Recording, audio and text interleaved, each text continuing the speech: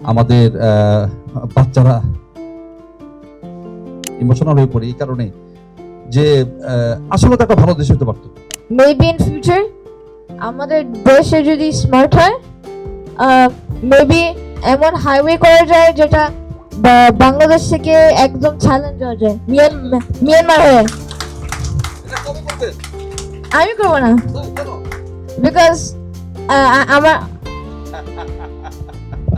ওকে হাতে দাও, সাংঘাতিক কথা বলেছে। আমরা আমরা আমরা আমরা বাইরে এখান থেকে থাকি না, চলে যাবো।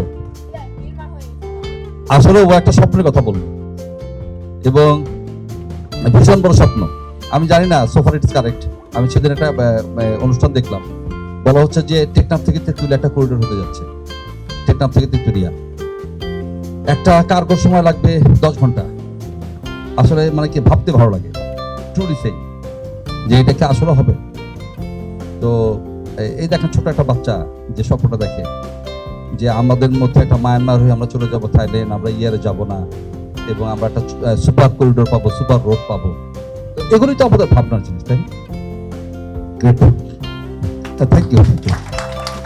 আসলে ইমোশনাল হয়ে পড়ি এই কারণে যে আসলে তো একটা ভালো দেশ হতে পারতো, স্বপ্নের দেশ। এটা সম্ভব তো, সুপার করিডোর থাকবে, আমাদের এখানে স্যাটেলাইট শহর থাকবে, আমাদের বাচ্চারা